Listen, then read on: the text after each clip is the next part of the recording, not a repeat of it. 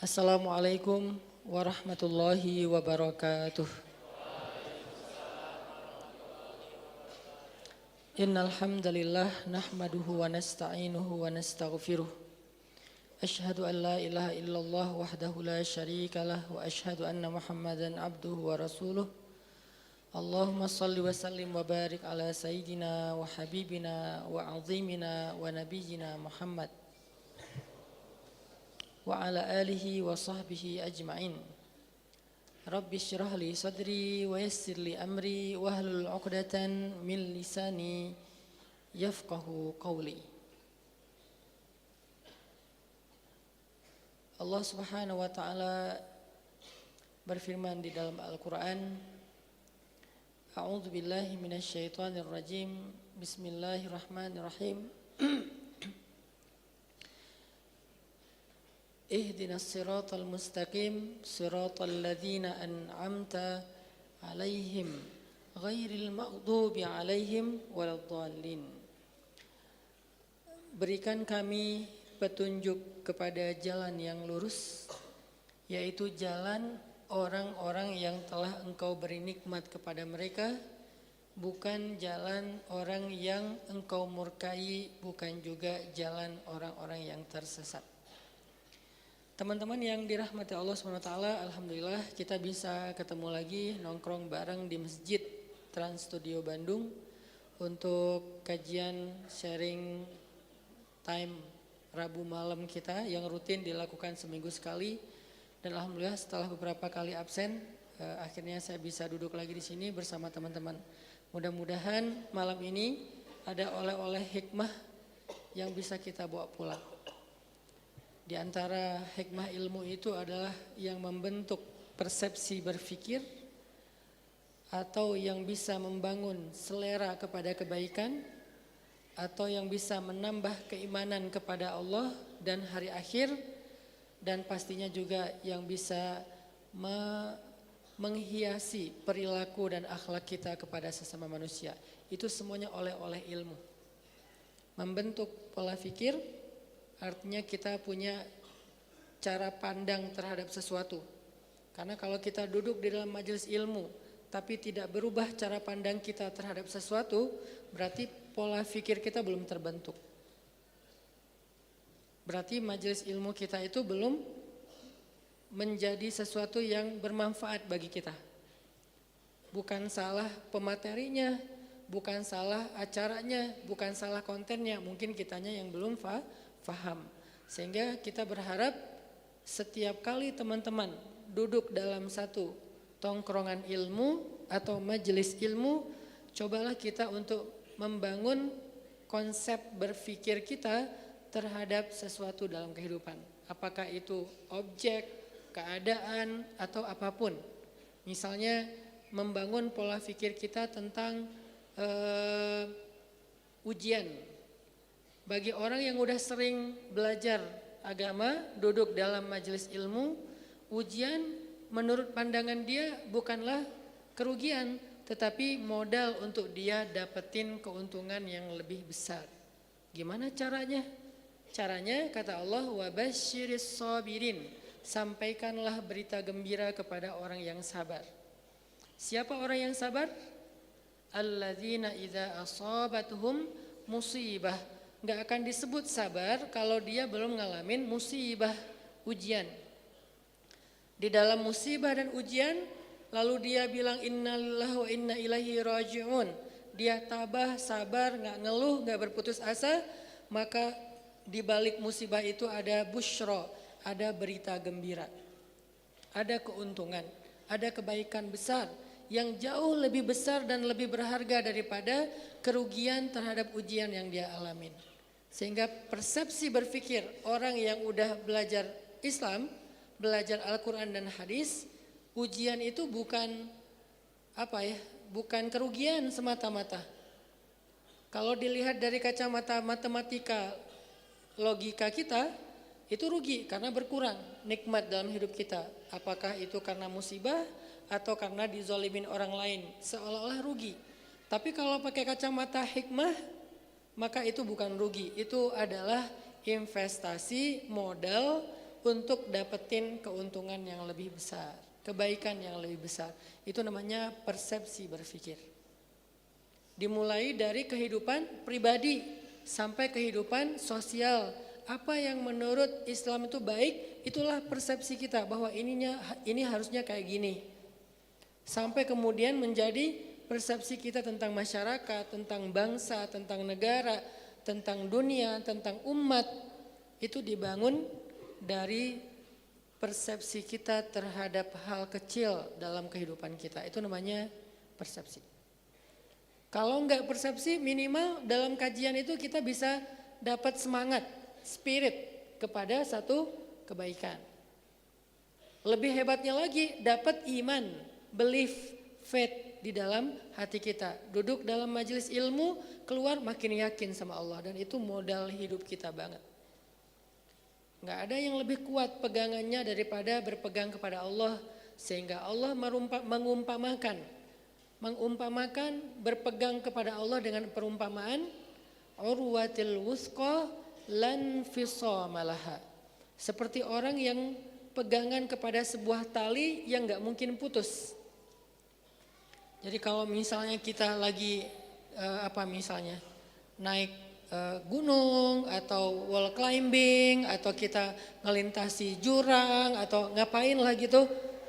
Kalau kita berpegangan ke sebuah tali yang gak mungkin putus seberat apapun bebannya, berarti kita berpegangan kepada sesuatu yang bisa kita andalkan.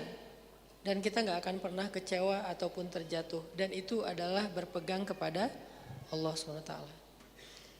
Atau output lainnya dari sebuah kajian adalah memperbaiki behavior kita, perilaku kita, bahasa Islamnya akhlak kita dalam kehidupan kita. Mulai dengan orang tua, dengan pasangan yang udah punya pasangan, dengan keluarga, dengan teman, dengan geng, dengan tetangga, dengan siapapun. Kalau udah ngaji tapi sama-sama dengan orang yang gak ngaji perilakunya, berarti kajian kita tuh tidak merubah apapun.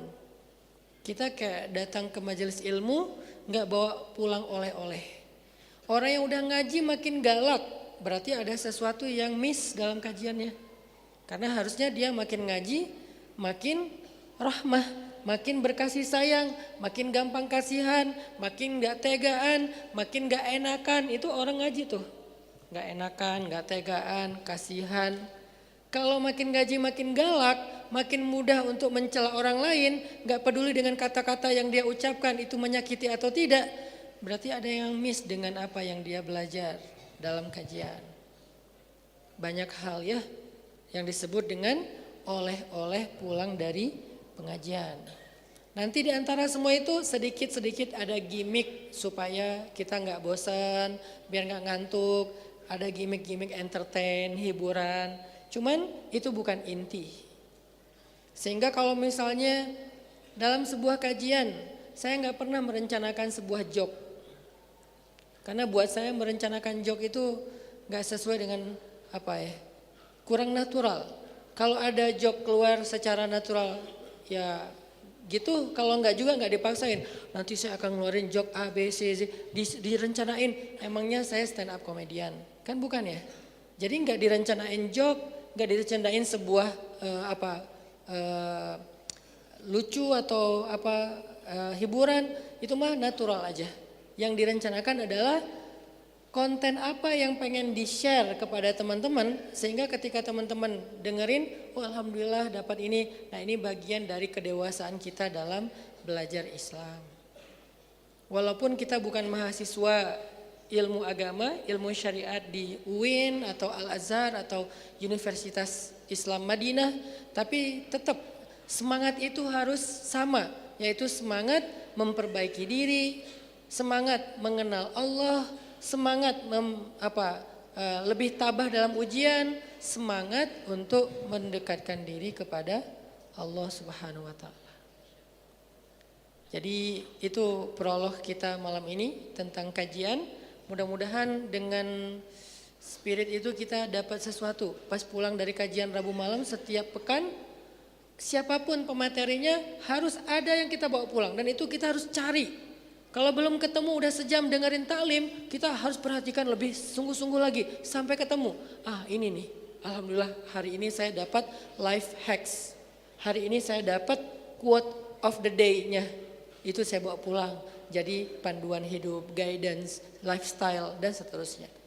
Mudah-mudahan nanti setelah Isya kita lanjutkan lagi. Barakallahu fiik. Teman-teman semuanya, kita lanjutkan. Malam ini kita membahas tentang, sebetulnya judulnya adalah kontribusi kita terhadap peradaban. Itu judul besarnya.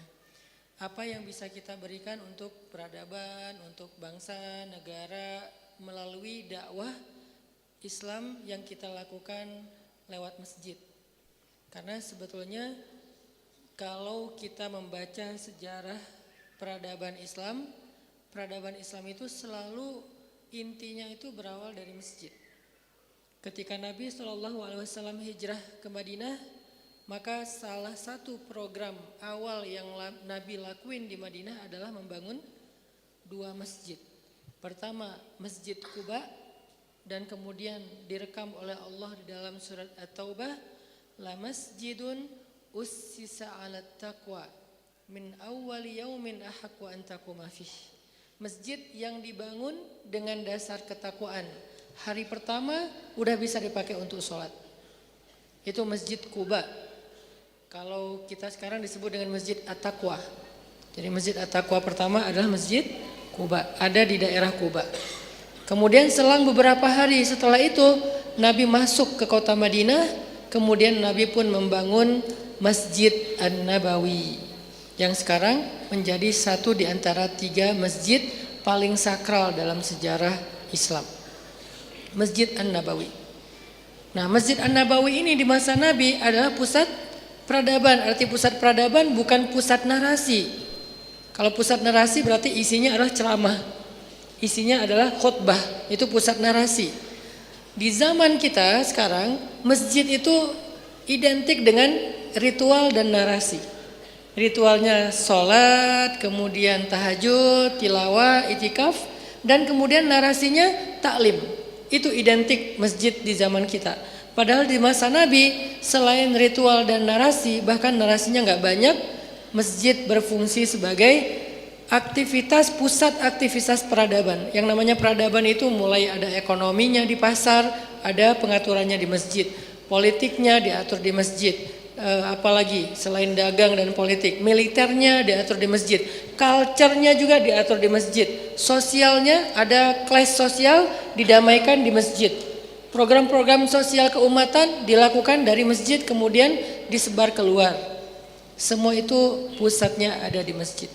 Begitu juga ketika Islam berkembang ke luar dari daerah Hijaz, kita akan melihat banyak sekali peninggalan-peninggalan sejarah yang berbentuk monumen masjid. Yang pada masa kejayaannya, masjid itu bukan cuma tempat sholat Jumat dan sholat wajib 5 waktu, tapi dia adalah pusat peradaban. Salah satunya masjid yang ada di Turki. Saya sempat jalan bareng dengan Inong, Rifat. Waktu itu kebenaran, nggak janjian sih, kebenaran ketemu dengan Ustadz Felix di sana. Karena emang Ustadz Felix ini kalau nggak salah beliau 3 kali setahun di Turki. Dan kalau lagi di Turki lama, sekitar 2 minggu sampai sebulan. Pas saya ke sana, Ustadz Felix juga lagi sana. Ya udah kita meet up aja, ngopi di mana gitu. Ketemuan lah. Diajak saya sholat di Masjid Sulaimaniyah yang dibangun pada masa Sulaiman Al-Qanuni oleh arsitek Sinan Mimar Sinan Pasha. Nah ini arsitek Islam nih yang ngebangun masjid keren banget. Saya dengar nih cerita dari Ustadz Felix karena emang saya bukan ahli Turki, lagian baru 2 kali ke sana. Insya Allah saya dawamkan setahun sekali ke sana. Jadi saya punya program pribadi setahun sekali ke 2 negara. Selain pastinya umroh, berarti 3. Arab Saudi dengan umrohnya, kemudian Turki dengan sejarahnya, Jepang dengan snowboardnya. Kan banyak main banyak manfaat. Jadi saya kalau rencananya kalau Februari Jepang, Maret umroh, April pas lagi tulip Turki. Pengennya sih gitu. Allah yang kasih kemudahan. Tapi alhamdulillah 2 tahun ini bisa. Jadi setahun umroh sekali, ke Turki sekali, ke Jepang sekali. Itu yang saya coba dawamin wajib, yang lain sunnah. Artinya kenapa? Karena ada banyak hal luar biasa di Turki yang saya tangkap. Salah satunya di Masjid Sulaimania itu. Masjid yang didesain oleh Mimar Sinan Pasha, yang kalau dengar cerita dari Ustadz Felix dan beberapa guide lokal, Mimar Sinan Pasha ini pernah jatuh cinta kepada anak atau putrinya Sulaiman, raja khalifahnya Turki. Cuman karena cintanya, ini ada hubungannya dengan kita ya, penting berarti. Karena cintanya mungkin tidak direstui dengan pertimbangan-pertimbangan yang pastinya bijaksana, akhirnya Mimar Sinan Pasha ini membuat satu lagi masjid. Masjid yang dengan menara. Di tanggal lahirnya si putri itu, bulan sabit tepat berada di antara tengah-tengah 2 menara. Itu kan ngeri banget ya. Bikin masjid yang dia jadikan sebagai hadiah untuk cewek yang dia kecengin, nih kalau bahasa kita ya, cuman nggak dapet, jadi dia nggak mau putus asa dan dia bukan orang yang bapernya dalam sampai akhirnya ngehalangi pernikahan orang, ngobrak-ngabrik. Nah itu mah nggak level ya kayak gitu. Ini poinnya adalah kita tuh kalau nggak dapat sesuatu tuh jangan ngerusak. Kalau nggak dapat sesuatu ya udah minimal jangan merusak. Kalau nggak bisa memberikan kebaikan, dia malah ngasih hadiah kayak hadiah pernikahan gitu. Masjid yang pada tanggal ulang tahunnya si cewek ini, dia bulan sabit berada tepat di antara menara. Itu kan berarti ada ilmu astronomi, segala macam. Wah, ilmu rumit lah itu. Tapi bukan itu yang mau dibahas. Masjid Sulaimania. Saya sholat subuh di situ bareng dengan teman-teman. Habis sholat subuh kita kayak ngelihat Selat Bosforus karena dia ketinggian. Kemudian yang ada main skate itu tuh Masjid Sulaimania yang di halamannya, bukan di dalam masjid ya. Di halaman masjid. Dan yang lain ada yang main futsal secara secara natural aja gitu, pada main sibolang Turki ya. Main futsal, ada yang lagi kayak gathering keluarga botram gitu kan. Botramnya kebab Turki gitu. Pokoknya botram lah di situ. Jadi emang kawasan untuk wisata. Nah kita karena bawa papan ya udah kita main di situ walaupun nggak ngetrik, bukan karena apa-apa, tapi karena emang nggak bisa. Bukan nggak ngetrik karena saya mah takut ria, takut sombong, emang nggak bisa. Jadi bisa gitu-gitu doang. Nah di situ ada hal yang luar biasa. Kata Ustaz Felix, kita habis sholat subuh diam. Di sana tuh kan sholat subuh udah agak terang ya. Orang Turki itu kalau sholat subuh tuh udah agak terang. Jadi kita kayak bangun telat dikit gak apa-apa gitu. Soalnya udah agak terang baru sholat subuh. Ada mazhabnya tersendiri. Azannya tuh luar biasa. Orang Turki kalau azan kan melengking banget kan. Tadi alhamdulillah Sugi azan dengan versi Al-Afasi. Ini ada versi Turki. Saya juga gak bisa niru. Padahal suara saya udah gitu ya. Ini ada yang lebih gitu lagi. Itu kalau ke Turki saya kalau dengar azan, Masya Allah nih berarti zaman Muhammad Al-Fatih azannya gini. Gimana gak semangat pergi ke masjid. Azannya aja kayak kolosal banget gitu. Surround, suara soundnya, terus suara azannya tuh manggilnya itu kayak wah delaynya tuh panjang banget. Sampai seharian kita dengar masih ada delay gitu. Panjang banget delaynya, itu tuh keren lah. Pas habis kita sholat subuh, kita nongkrong kayak FGD gitu di dalam masjid.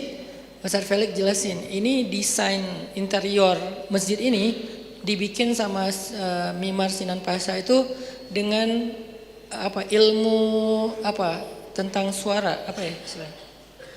Saya nggak tahu nama ininya. Jadi dia kayak ngundang beberapa musisi yang main alat musik di dalam masjid. Kemudian dia dengar dari pojok sini, dia dengar dari pojok situ. Biar apa? Dia pengen ngecek suara di masjid itu surround nggak? Sound systemnya. Belum ada sound system digital kayak kita. Sound systemnya tuh manual, tapi dia suaranya bisa surround. Jadi ngomong di mana aja suaranya sama. Kayak pakai mic. Dulu kan nggak ada mic. Jadi khutbah harus didengar sampai ke belakang. Gimana caranya? Dia undang beberapa musisi lokal tradisional Turkish musik gitu. Pada ketok-ketok, pada main alat musik. dimarahin sama Sultan Sulaiman ya. Sulaiman, kenapa kamu main musik di dalam masjid? Tuan, ini bukan lagi main musik, lagi ngecek suara. Gimana caranya biar saya bisa bikin desain interior yang suaranya tuh bisa surround. Udah beres, Ustaz Felix gini. Itu suaranya lebih keren dari pakai mic loh. Coba saya coba ya. Gitu doang kan? Itu 5 kali lipat lebih dahsyat daripada suara sekarang. Kebayang nggak tuh? Jadi pas aham. Keren gak sih? Nggak pakai mic loh. Jadi Ustaz Felix kita duduk di tengah, di FGD gitu di tengah. Pas di atasnya ada kubah tapi 10 kali lebih gede dari ini. Begitu bersuara aham doang, itu suaranya zeng langsung semasjid. Dan itu tuh delay, reverb pas banget. Akhirnya wah Masya Allah. Jadi kalau saya ngaji di dalam masjid itu, Alhamdulillahi Rabbil Alamin.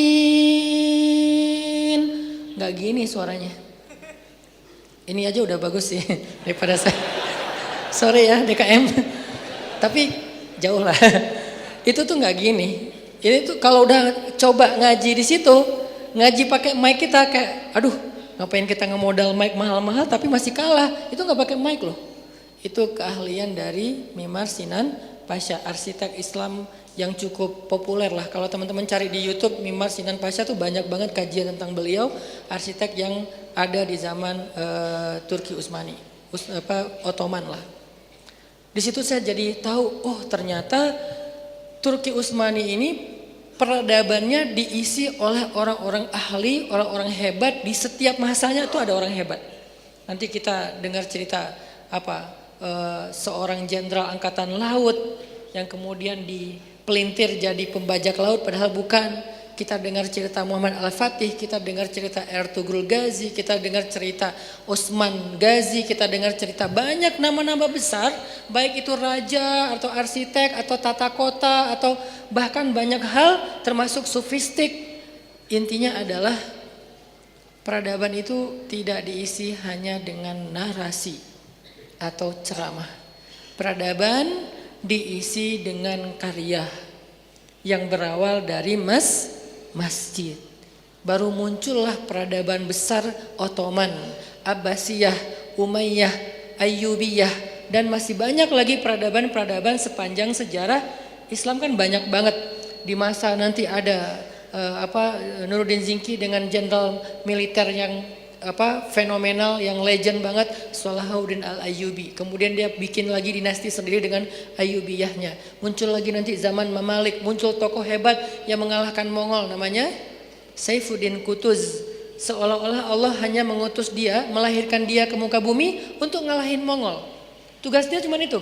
Allah menciptakan Qutuz hanya untuk ngalahin pasukan Mongol yang udah 30-an tahun merusak di muka bumi. Begitu tugasnya beres, dia ngalahin pasukan Mongol, baru pulang, belum juga sampai ke negerinya, dia meninggal. Seolah-olah Allah menciptakan dia hanya untuk satu tugas, yaitu mengalahkan pasukan Mongol. Beres itu, langsung Allah kembalikan lagi ke hadiratnya.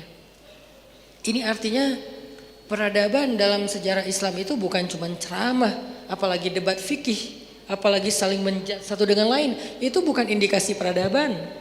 Itu tidak syarat terbangunnya peradaban. Peradaban dalam sejarah Islam selalu kalau kita baca, termasuk masa kejayaan Islam itu kayak di masa Sultan Harun Ar-Rasyid. Saking bagusnya peradaban Sultan Harun Ar-Rasyid sampai orang-orang yang benci kepada beliau membuat sebuah mitos untuk menjatuhkan beliau. Dibikinlah di India sebuah buku cerita yang sangat terkenal, kemudian diterjemahin ke bahasa Arab, Al-Fulailah Walailah 1001 malam. Muncul di dalamnya Aladin, muncul di dalamnya Juha, muncul di dalamnya Abu Nawas, banyak tokoh-tokoh fiksi. Dari Al-Fulailah Walailah 1001 malam. Intinya tokoh antagonis di dalam cerita 1001 malam itu adalah Sultan Harun Ar-Rasyid. Seolah-olah Sultan Harun Ar-Rasyid senang perempuan, hidupnya mewah bermegah-megahan, kejam, gak adil, gemuk, males gerak. Dia kayak orang yang kekenyangan. Itu adalah gambaran yang dibuat bodoh, gampang ditipu sama Abu Nawas, orangnya agak-agak polos nggak jelas gitu. Itu adalah gambaran tentang Sultan Harun Ar-Rasyid di dalam buku 1001 Malam. Sehingga yang kita tahu Sultan Harun Ar-Rasyid itu nggak keren aja. Yang keren tuh Abu Nawas, pintar, cerdik, licik gitu kan ya. Itu cara orang yang tidak suka kepada Islam mengubah opini publik tentang peradaban di masa Harun Ar-Rasyid. Dan itu juga menjadi bukti peradabannya hebat banget sampai bikin orang sebel. Sampai bikin orang mau menjatuhkan dan merusak nama besar Harun Ar-Rasyid. Apa yang ada di dalam peradaban Harun Ar-Rasyid? Ilmuwan-ilmuwan besar. Penemu listrik, penemu pesawat terbang, penemu segala macam hal yang mungkin teman-teman pernah dengar dari banyak ustadz yang khusus membahas tentang penemuan-penemuan peradaban dalam Islam. Itu sebagian besarnya hadir di masa Kesultanan Harun Ar-Rasyid. Yang kemudian baru setelah terjadi kehancuran di Baghdad sampai sungai itu menjadi warna tinta berwarna hitam. Kemudian ilmu ini dibawa ke barat, di sana terjadi kebangkitan Renaissance dan seterusnya. Akhirnya kita kehilangan sejarah. Orang yang kehilangan sejarah itu seperti orang yang kehilangan sinyal. Akhirnya dia bingung, muter aja di situ, nggak tahu arah. Begitu kita dapat lagi sejarah, maka kita tahu kemana kita harus pergi. Makanya teman-teman dalam rangka mengingat, mereview kembali apa yang pernah saya bareng teman-teman alami di Turki, dikaitkan juga dengan kemarin pertemuan para ustadz. Kita kemarin habis ketemu kangen. Ada 7 ustadz yang dulu pas di Batam itu 4. Dulu namanya Fantastic Four, karena baru 4, nggak fantastik sih, lucu-lucuan doang. Kemudian sekarang jadi di Jogja, jadi 6, sekarang jadi 7, alhamdulillah. 7 ustadz ini kita ketemu kangen, ngobrol-ngobrol santai, main bola, gathering, api unggun segala macam. Insya Allah besok tayang di YouTube. Kalau yang belum subscribe jangan lupa subscribe, like and comment. Pertemuan 7 ustadz ini salah satu agendanya selain kita kangen-kangenan membahas tentang apa ya yang bisa kita lakuin bareng ke depan untuk membangun Indonesia. Untuk membangun Indonesia dengan potensi umat yang ada. Umat kita ini keren, potensinya besar, apalagi Indonesia. Anak mudanya tuh hebat-hebat loh. Selain mungkin kalau kita lihat di berita televisi itu hanya hal-hal yang negatif, padahal banyak yang positif tuh banyak banget di Indonesia dan itu luar biasa. Saya pernah lama di Arab, di Mesir, saya ngebandingin Mesir dengan Indonesia tuh jauh lah. Indonesia secara potensi anak mudanya tuh luar biasa. Sehingga potensi umat ini yang sebagian besarnya ada di dalam masjid harus dikelola oleh para ustadz, ulama, guru untuk membangun Indonesia yang kita cintai. Akhirnya kita ngobrol bareng-bareng. Salah satu motivasi atau spirit kita itu adalah rohilah. Kita pengen mengangkut beban umat. Kita pengen mengangkat beban umat, meringankan beban umat. Apa beban umat? Lapar. Apa beban umat? Sakit. Buat teman-teman yang lihat terus-terusan kegiatan istri saya di rumah teduh sahabat Iin, mungkin tahu banget lah gimana beban sakitnya umat kita yang luar biasa. Gak bisa mungkin lewat BPJS karena ada beberapa aturan yang membuat mereka gak bisa ditangani secara cepat dan itu sulit untuk dibahas. Akhirnya ya kita cari alternatif jalan keluarnya, bayar langsung normal segala macam. Ini beban umat. Masalah mungkin kurangnya akses pendidikan yang layak atau apapun lah, itu yang saya nggak bisa membahasnya satu persatu. Yang jelas beban umat ini banyak. Kenapa nggak kita pikul bareng-bareng dengan potensi yang ada. Akhirnya saya pengen ngajak teman-teman malam ini. Siapa di antara teman-teman yang pengen mensupport dakwahnya para guru kita? Ada Ustadz Abdul Somad, ada Ustadz Umar Mita, ada Habib Muhammad bin Anis, ada Ustadz Luqmanul Hakim Pontianak, ada Ustadz Salim Afilah Yogyakarta, ada Ustadz Felix Shaw Jakarta, ada saya di Bandung. Kita bertujuh mewakili masing-masing wilayah, walaupun belum mewakili Indonesia karena masih banyak yang akan insya Allah kita ajak bareng. Kita punya sebuah cita-cita, punya sebuah harapan, punya sebuah keinginan meringankan beban umat di Indonesia untuk memperbaiki keadaan umat semampu kita dengan potensi yang kita punya di masjid. Jadi nanti masjid itu kegiatannya kegiatan peradaban, bukan cuma pusat ritual dan ceramah narasi, tapi kegiatan peradaban. Untuk bisa membuat masjid itu penuh dengan aktiviti peradaban, itu nggak cukup dengan ustadz saja, karena ustadz kemampuannya cuma ceramah kan. Saya disuruh duduk di sini ngapain? Ya ceramah. Saya nggak akan bisa yang lain-lain. Sementara yang namanya dakwah itu nggak cukup dengan ceramah. Pemuda Hijrah sudah memulai itu 5 tahun yang lalu, tapi masih kurang besar. Kalau kita sendiri, kita butuh teman-teman yang lain, para guru-guru yang lain dengan potensi mereka masing-masing. Bandung dengan Persib dan Vikingnya gede. Jakarta dengan Persija dan Jackmanianya gede. Habib Anies di Malang dengan Aremania dan Arema Malangnya gede. Nanti Surabaya apalagi, Ustadz siapa lagi. Itu potensinya besar banget loh, baik secara jumlah maupun secara bakat atau kemampuan. Itu besar. Sehingga saya mewakili para ustadz yang 7 ini mengajak teman-teman, siapa yang pengen melihat kegiatan masjid di wilayah kita, mungkin kita akan ambil beberapa sampel sebagai pusat peradaban. Begitu ini jadi, duplikasinya gampang. Kita nggak akan terlalu perfeksionis semua masjid, enggak. Kita ambil sampel dulu beberapa masjid, beberapa kota doang, tapi kita jadikan masjid itu benar-benar aktivitinya rundown dalam 24 jamnya itu rundown peradaban, bukan rundown taklim. Jam segini kajian ini, jam segini kajian ini, kajian semua bagus sih, tapi belum utuh. Itu bukan gambaran peradaban, baru gambaran sebuah kajian. Kita pengen jam segini les bahasa Inggris. Kok les bahasa Inggris di masjid? Sejak kapan les bahasa Inggris haram di masjid? Kalau gitu nggak boleh ngomong bahasa Inggris dong dalam masjid. Boleh nggak ngomong bahasa Inggris di masjid? Boleh. Berarti les bahasa Inggris boleh. Kalau perlu les bahasa Korea. Hah, makin aneh nih masjidnya. Kok les bahasa Korea? Emangnya Korea itu semuanya K-pop? Semuanya drakor kan enggak kan? Siapa tahu dengan teman-teman bisa bahasa Korea, pergi ke Korea, nikah sama bukan, dakwah di Korea. Dakwah di Korea. Atau ada orang Korea yang mau belajar ke sini, kita bisa jelasin karena kita ada guide. Jadi misalnya kita kayak selama ini kan guide wisata Bandung itu kan mungkin bukan guide dakwah ya, lebih ke guide umum lah, tempat wisata ke Lembang, Tangkuban Perahu, kemana kuliner. Sekarang kalau guide-nya orang dakwah, dia bisa memperkenalkan Islam di Jawa Barat mulai dari culture dulu, nggak harus langsung kepada agama, culture aja dulu. Culture di sini tuh gini. Kan itu udah bagian dari konten guide di dalam wisata kan, itu udah. Ada orang Korea datang, kita ngejelasin Islam di sini, akhirnya dia tertarik. Siapa tahu itu jadi jalan hidayah. Les bahasa Inggris, les matematika, apa kalau dari sisi ilmu di sekolah, atau skill public speaking belajarnya di masjid, skill bengkel belajar di masjid, tapi nggak di dalam masjid sih, di depan masjid lah, atau minimal dikelola oleh masjid, walaupun tempatnya di bengkel, ada workshopnya, tapi itu under manajemen masjid yang support, masjid yang cariin pelatihnya atau teknisi yang ngertinya.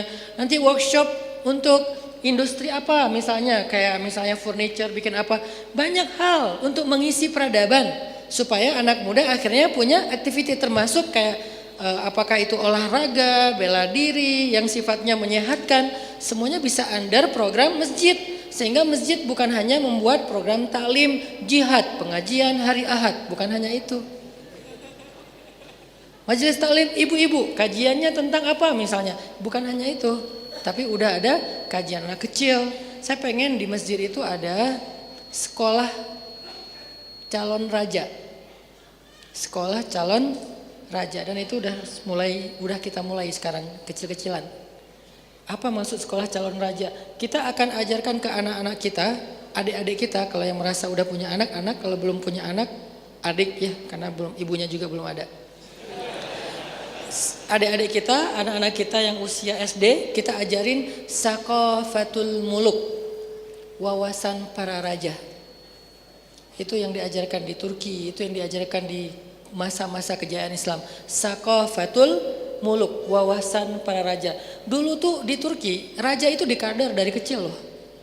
Walaupun keturunan ya, tapi bukan hanya keturunan langsung dilantik jadi raja, bukan. Dikader. Jadi yang namanya anak raja, dia punya sekolah sendiri. Sekolahnya itu benar-benar diberikan kepada ahlinya. Nah, diberikanlah wawasan-wawasan calon raja. Apa calon raja kemampuan yang harus dimiliki? Satu, public speaking. Seorang raja harus punya kemampuan public speaking. Dimulai dari storytelling. Anak-anak kecil diajarin storytelling. Saya udah mulai itu. Mulai dari menirukan suara hewan, gimana suara keledai, coba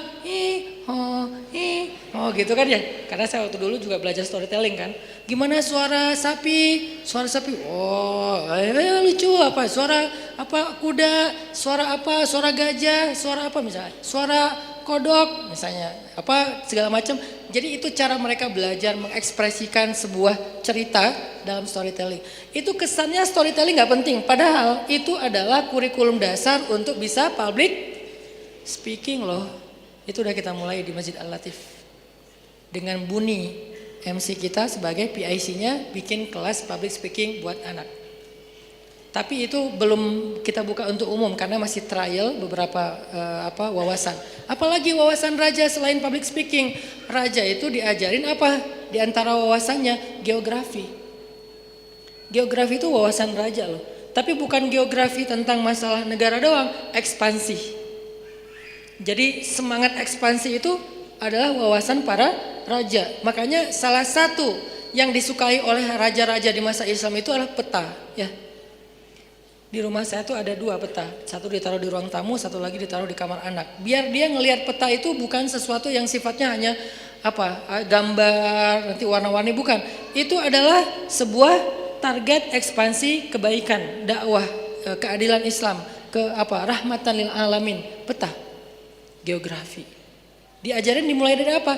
Dia dari mulai explore, kayak si Bolang, dia mulai mengenal alam, dia mulai adventure, itu ilmu geografi. Apalagi wawasan praraja banyak. Nanti semua wawasan praraja ini ada kelas khusus di masjid. Kalau perlu ada cooking class di masjid.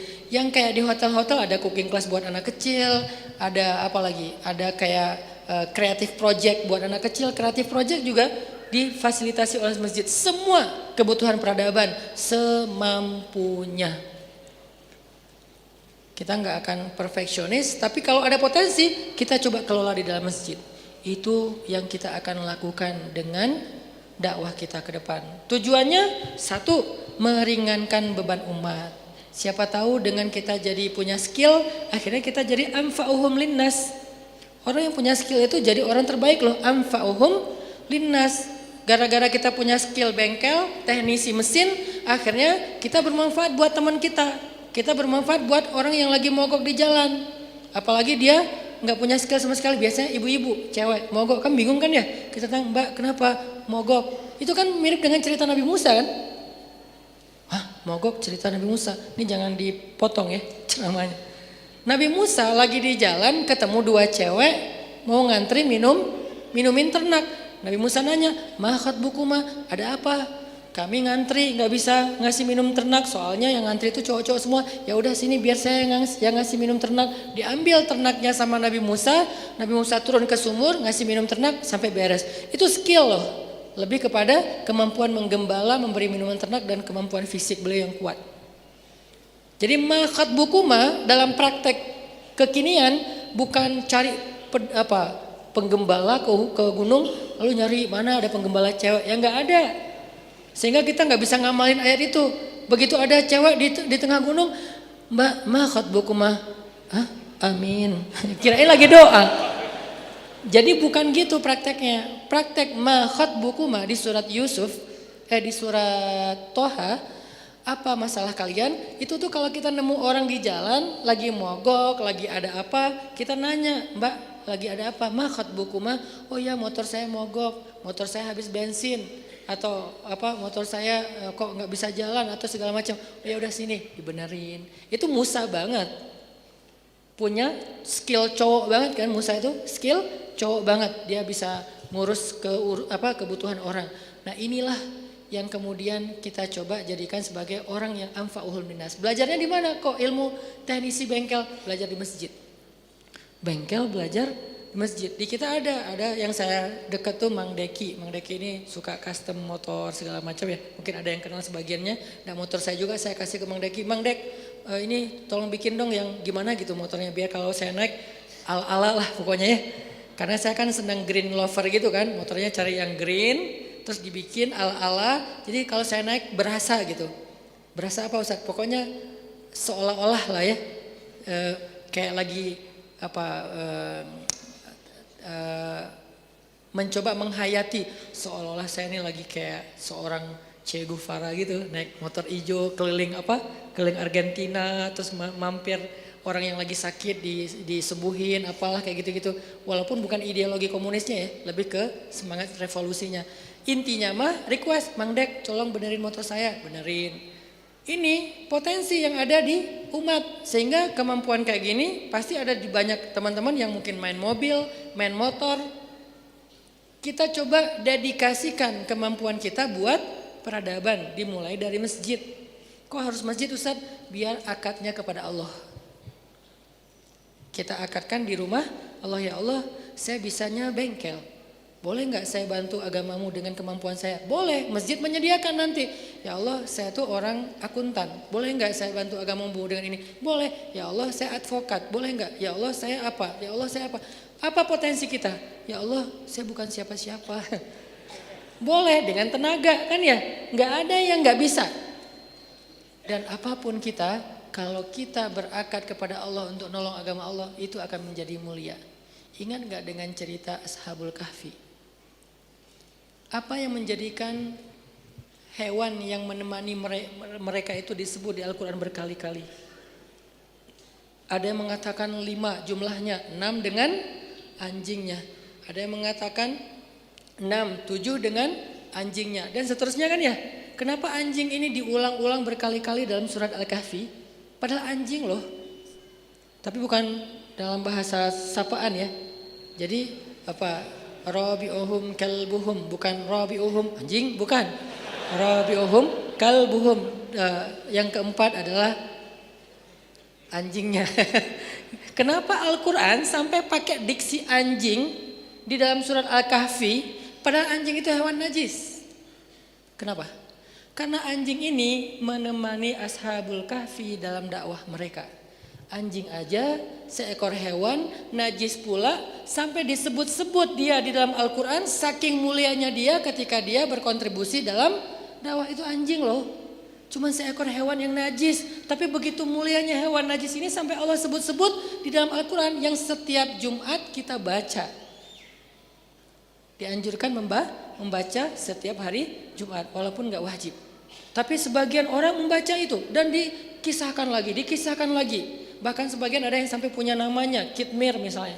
Atau apapun sampai kemarin ada yang komen, Ustadz namanya, nama perkumpulan Ustadz yang kongres Ustadz itu Kitmir aja. Emang kita apa? Sampai 7 Ustadz ini mau dinamain Kitmir. Artinya emang saking pentingnya berkontribusi di dalam dakwah itu anjing Ashabul Kahfi. Makanya coba teman-teman baca di surat Al-Kahfi. Atau baca juga di surat Yasin. Jadi hari Jumat kalau kita nggak baca Al-Kahfi boleh baca Yasin, bebas. Dua-duanya baik, jangan dibenturin. Oh kalau Al-Kahfi berarti Wahabi. Kalau Yasin berarti Aswaja, sama. Dua-duanya Al-Quran. Yang mau baca Al-Kahfi mangga, yang mau baca Yasin mangga, yang mau dua-duanya lebih keren lagi. Enggak juga, enggak apa-apa dan enggak wajib kan. Yang enggak baca Yasin dan Al-Kahfi ya enggak apa-apa. Yang penting dia bukan termasuk orang yang tidak bisa atau tidak mau membaca Al-Quran. Coba teman-teman buka surat Yasin, surat 36.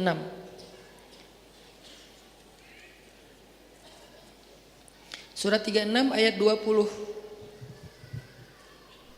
Surat Yasin, surat 36 ayat 20. Allah berfirman, saya bacain ya. Bismillahirrahmanirrahim. وَجَاءَ مِنْ أَقْصَى الْمَدِينَةِ رَجُلٌ يَسْعَى قَالَ يَا قَوْمِ اتَّبِعُوا الْمُرْسَلِينَ اتَّبِعُوا مَنْ لَا يَسْأَلُكُمْ أَجْرًا وَهُمْ مُهْتَدُونَ وَمَا لِيَ لَا أَعْبُدُ الَّذِي الذي فطرني وإليه ترجعون أأتخذ من دونه آلهة إن يردني الرحمن بضر لا تغني عني شفاعتهم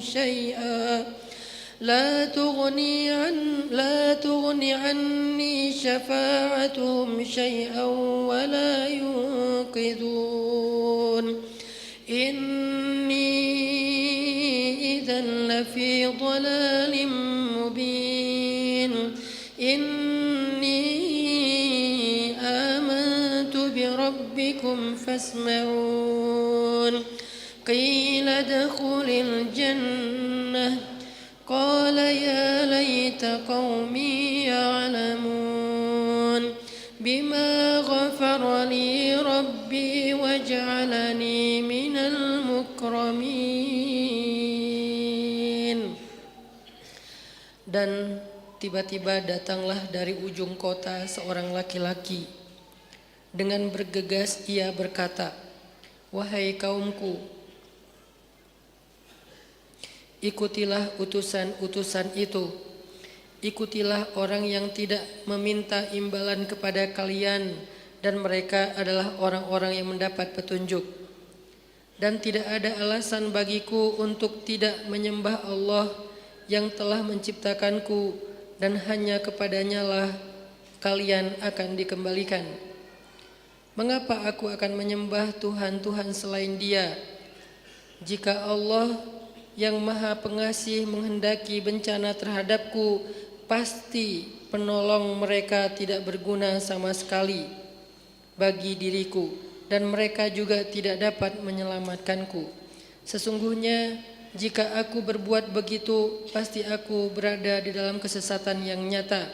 Sesungguhnya aku telah beriman kepada Tuhanmu, maka dengarkanlah pengakuan keimananku. Dikatakan kepadanya, masuklah engkau ke dalam surga.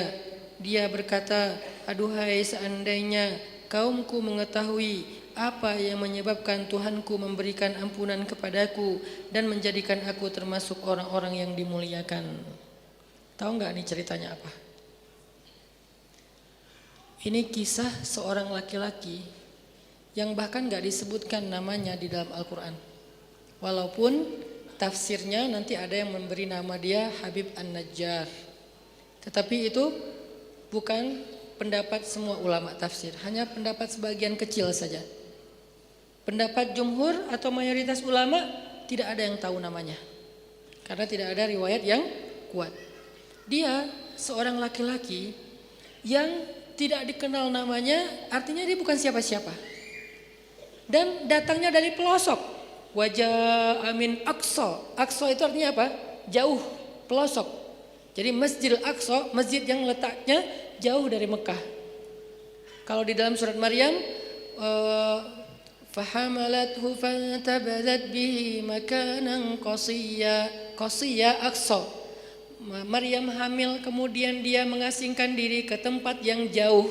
Berarti Aqsa, Qasi itu artinya jauh. Wajah Amin Aqsa, datanglah dari negeri yang jauh. Maksud negeri yang jauh, pelosok. Dari entah kampung mana gitu, kalau di kita tuh dari kampung mana tiba-tiba datang ke kota Madinah. Lalu dia membela Nabi yang sedang berdakwah di Madinah itu. Dia berkontribusi, dia ikut terlibat, dia ikut mau support dakwah para anbiya yang ada di kota itu. Dan itu adegannya singkat banget. Bukan berhari-hari, bukan berbulan-bulan, bukan bertahun-tahun, cuman satu event kecil. Cuman satu adegan kecil. Lalu direkam oleh surat Yasin yang kita membacanya di hari Jumat berulang-ulang, ketika ada acara selamatan, ketika ada acara tahlilan. Surat ini dibaca terus, artinya kisah dia itu dibacakan terus-menerus. Siapa dia? Dia bukan siapa-siapa. Kalau di surat Al-Kahfi, siapa dia? Seekor anjing. Kalau di surat Yasin, siapa dia? Rajulun min aqsal Madinah, laki-laki dari pelosok, dari pedalaman, orang kampung yang nggak dikenal siapa namanya. Allah tahu namanya, tapi Allah nggak nyebut. Kenapa? Karena Allah pengen ngasih tahu ke kita bahwa dia itu orang yang tidak terkenal. Bukan selebgram, nggak punya akun sosmed malah. Artinya nggak punya pengikut, sama sekali nggak punya pengikut. Orang biasa banget. Lalu ulama karena penasaran nyari-nyari tahu siapa. Akhirnya muncullah sebagian pendapat Habib An-Najjar. Arti An-Najjar tukang kayu.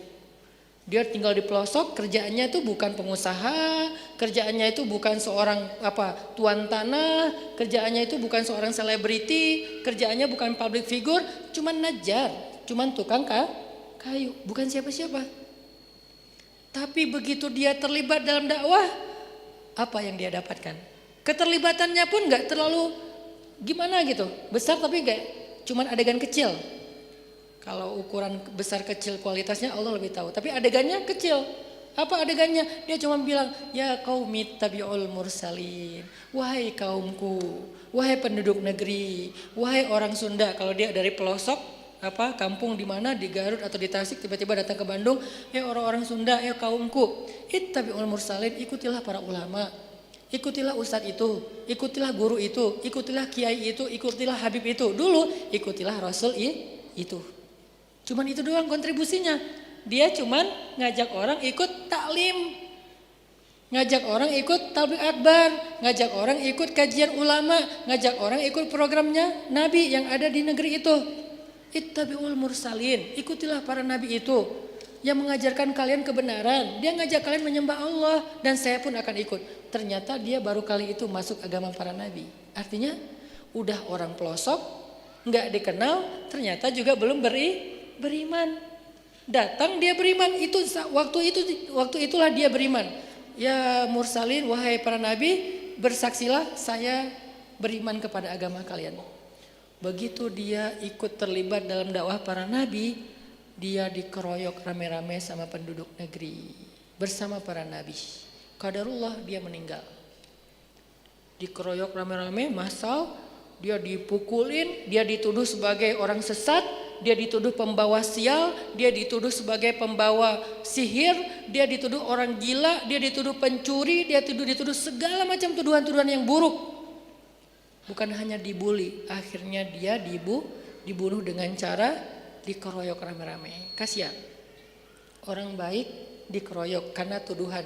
Kan masa ini kadang-kadang nggak ngecek dulu ya. Begitu ada yang teriakin maling, keroyok rame-rame.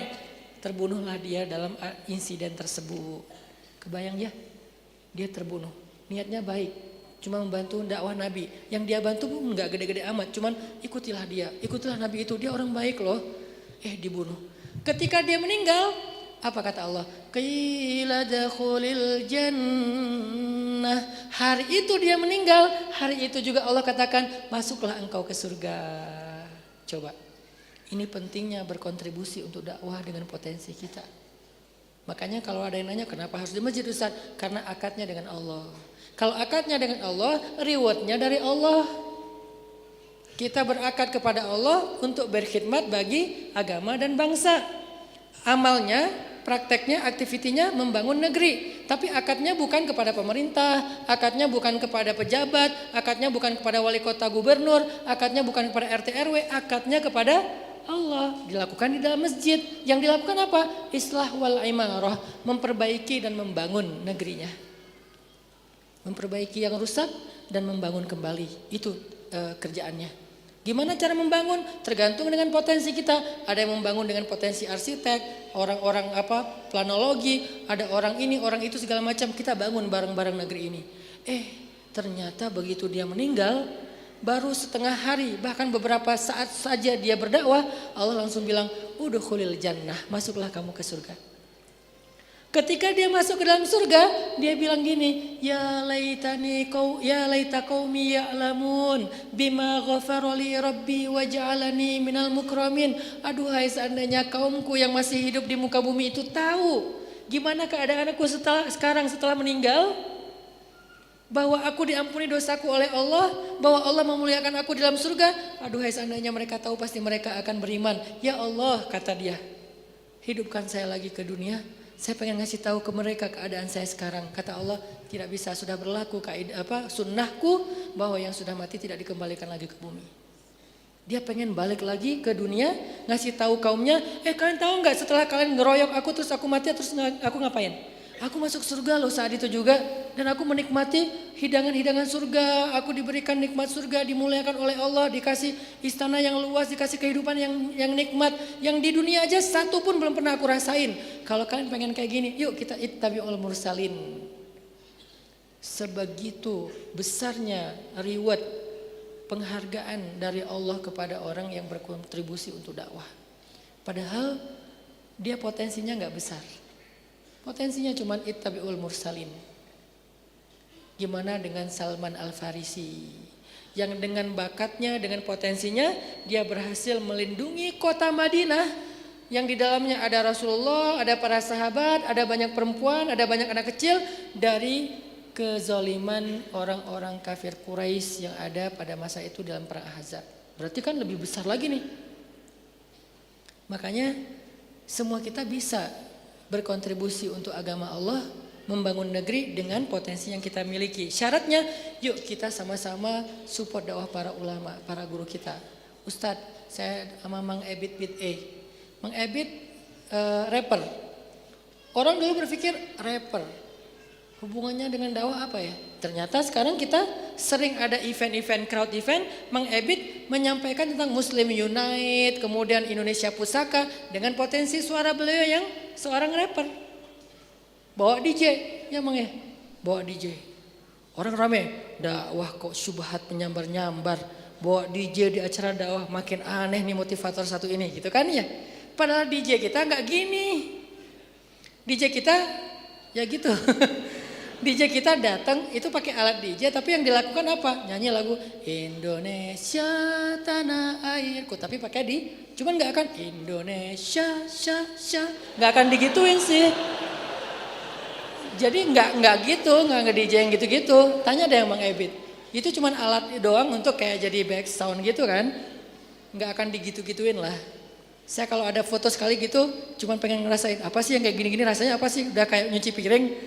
Intinya mah ternyata lewat event kita, alhamdulillah beberapa teman-teman DJ itu jadi wah nyaman ya. Akhirnya ikut sholat isya bareng, sholat taubat bareng, zikir bareng, nangis. Ustadz, besok saya pengen ikut lagi acara ini, saya siap support dengan apa yang saya bisa. Alhamdulillah anak-anak muda semangat, Masya Allah. Ternyata dakwah lebih nyaman daripada konser. Dan kita nggak akan bikin lagu-lagu kayak David Guetta atau Alan Walker yang apa, nggak, biasa aja.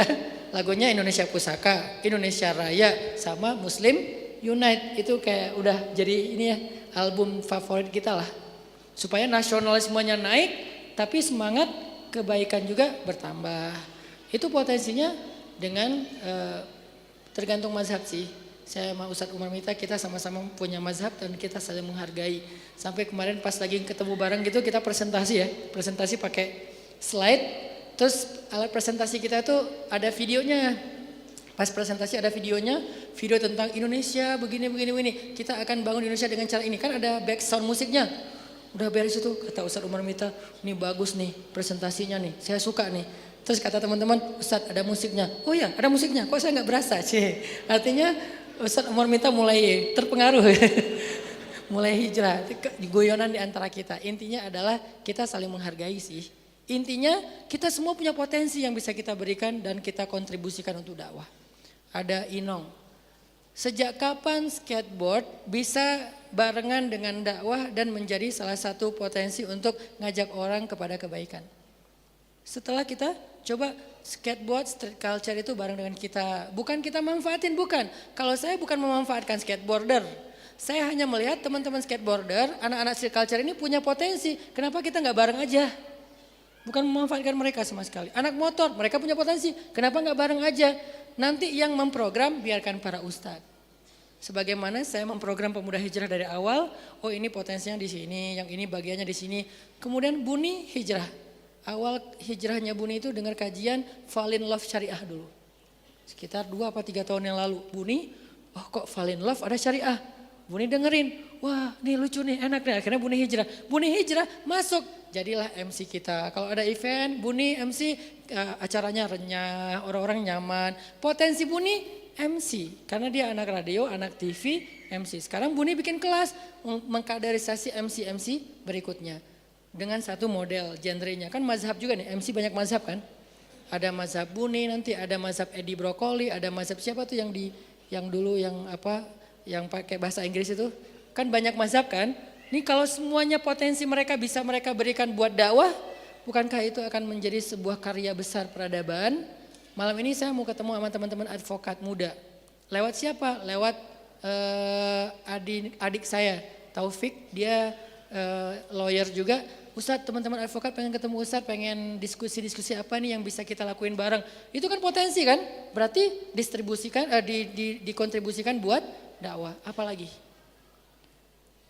Alhamdulillah sekarang kita sama Rachel V-nya, Okin. Kan teman-teman kayak Rachel V-nya, Okin, Atta Halilintar, Raffi, beberapa teman-teman selebriti dan selebgram itu kan udah mulai ngaji nih.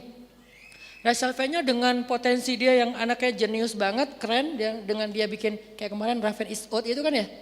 Kan itu keren banget ya, ada sebuah konten tentang mental manusia tapi dibikin dalam bentuk festival. Ada orang yang caper, di situ bahasanya kalau nggak salah attention seeker. Attention seeker, bahasa kita apa? Caper ya. Cari perhatian, bahasa dia mah attention seeker dengan attention seeker room. Jadi ada satu ruangan yang banyak kamera, CCTV, komputer. Itu adalah mental orang yang caper. Sekarang kita kan mulai agak-agak attention seeker kan kita.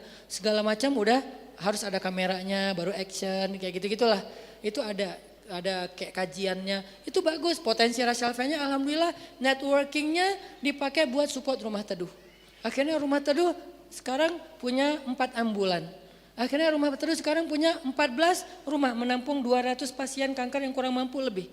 Sekarang malah mau bikin setiap kota ada ambulan supaya kita mudah, nggak ada lagi kejadian kayak kemarin seorang bapak menggendong anaknya karena nggak bisa bayar ambulan, itu nggak ada lagi. Nah ini kan mengisi peradaban dengan potensi networking, dengan potensi ide-ide brilian yang out of the box, apapun lah.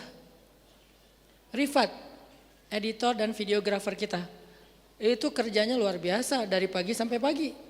Karena banyak yang harus kita kerjakan. Soalnya dakwah kita banyak konten-konten sosial media. Di belakangnya ada siapa? Salah satunya Rifat yang riuh banget ngedit. Belum satu project selesai, deadline-nya datang lagi yang lain.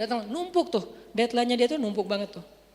Butuh lebih banyak lagi editor, videografer, fotografer, orang grafis yang bisa support dakwah kita, sehingga ketika para ustadz ini bergerak dalam dunia dakwah, nanti ada yang mensupport mereka, tim kecil untuk ngambil video, nanti video itu jadi syiar, bukan ria, syiar. Saya dakwah ke teman-teman pemuda Pancasila di Semarang. Saya ngajak videografer Semarang, teman-teman bisa bantu saya nggak ngevideoin kegiatan tarbiyah saya sama teman-teman PP. Oh ya siap Ustadz, datang nih mereka. Bikin video. Akhirnya lewat video itu viral ke PP se-Indonesia, pengen kajian kayak gitu juga. Kan bagus kan? Karena wah seru ya, nyaman ya. Ya udah ketua kapan kita di Jakarta, kapan kita di Surabaya, kapan kita di Makassar. Semuanya pada minta. Lewat apa? Videografi. Ada editornya, segala macam konseptornya. Potensinya ngedit.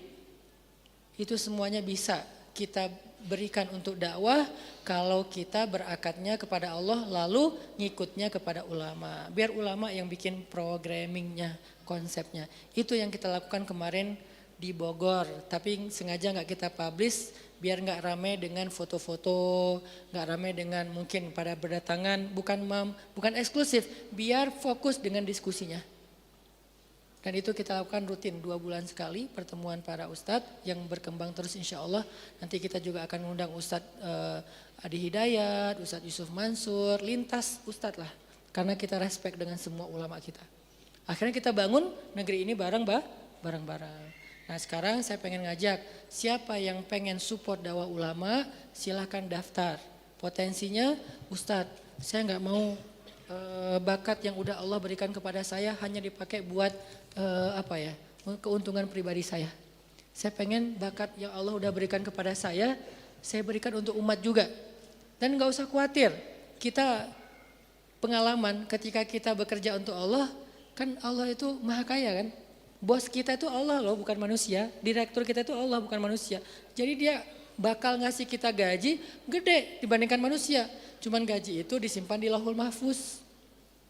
Mending mana? Gaji disimpan di Lauhul Mahfuz atau di rekening bank? Itu sama, dua-duanya rekening. Yang satu namanya lembaran-lembaran rekening tabungan. Yang di sana lembaran-lembaran rekening yang terjaga. Terjaga loh. Isinya apa Ustadz? Lauhul Mahfuz. Isinya saldo kita. Alhamdulillah lewat sholat, lewat puasa, lewat kegiatan sosial. Kita udah punya saldo di Lauhul Mahfuz misalnya 1 miliar. Tapi kan gak bisa dicarikan Ustadz. Bisa, tinggal gini doang. Ya Allah, boleh gak dicarikan 100 juta? Saya pengen beli mobil. Allah kasih, kalau itu baik buat kita. Gak usah khawatir, Allah itu maha kaya. Dan ngasihnya bisa dalam bentuk materi, kesehatan, kesembuhan, kebahagiaan, rumah tangga, jodoh, dan seterusnya. Yang terakhir yang paling penting. Ini nggak bisa dibeli dengan uang. Makanya saya pengen ngajak teman-teman, saya nggak tahu nih potensi yang ada di hadapan saya ini apa aja, pastinya ada semuanya potensinya. Kita butuh narator. Kita sering kewalahan bikin video nggak ada naratornya. Akhirnya suara yang dipakai suara cuman bunyi lagi, padahal mungkin masih ada yang model lain yang bunyi sibuk dengan beberapa programnya. Kita butuh narator-narator lain. Kayak Nat Geo ada narator khusus buat dokumenter gitu kan ya. Nanti ada narator apa, kita butuh narator yang suaranya itu empuk. Ustadz suara saya empuk, oh ya udah sini. Yuk kita bikin misalnya apa, narator. Butuh penulis, karena kita juga butuh penulis-penulis yang bisa bikin kayak semacam tulisan tentang dakwah atau di web atau apa. Bukan hanya untuk saya, untuk 7 ustadz itu dan nanti akan berkembang ustadz-ustadz yang lain. Butuh konten kreator, karena ini konsep kan. Dia bikin konten ini Ustaz, bikin konten itu. Mangga, apapun potensi teman-teman, coba kita sama-sama akadkan kepada Allah bersama para ulama, lalu kita coba kerja dakwah untuk membangun tanah air yang tercinta.